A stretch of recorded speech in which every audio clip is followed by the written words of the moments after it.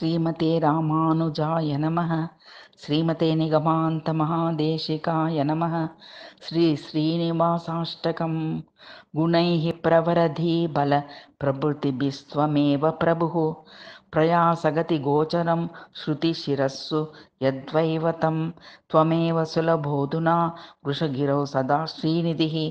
तदेव शरणं नृणां मम च देशिको नायकः। क्षमापतिरपि श्रिया समनुपाल्य सर्वं जगत् त्वमेव बहुधा भवन् सदिति देवनाम्ना श्रुतः।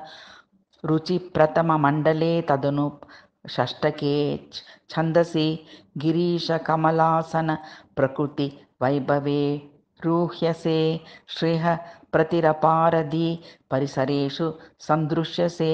क्षमादिगुणभूषिते मनसि योगिनां पुरुषः।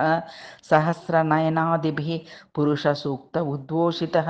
कथं नु तव वैभवं विदिशिवादयो लेभिरे। रमापतिरहो मम प्रतितवैभवो देशिकः। समानमतिदूषितं स्ववपुषा हि सम्भावयन् प्रमाणगतिगोचरः श्रुतिशिरस्सु राराजसे। कथं नु भवसागरात्तव कृपां विना तारये। पिता पतिरसो भवान् समयसङ्गतिस्थापितः। नृशंस इति को वदेत् कथमतुल्यसम्मोहकं। रमादयितमच्युतं चरणपङ्कजे संश्रितम् इमं जनम किञ्चनं कुमति षट्टदं रक्ष माम्। कुमारगिरिशाहिपास्तव शरीरदेशे स्थिताः त्वमेव त इति भ्रम प्रचयतो नु तल्लक्षणम्। अनूद्य बहवो जनाः परिसरन्ति मोहान्धकाः। विगाह्य गहनं परं समनुसृत्य नष्टाध्रुवम्। अमूर्तिमपि ते प्रियं परमभूर्तमातप्रियम्। उमापति सरस्वतीपति पतिस्त्वमेको विभुः।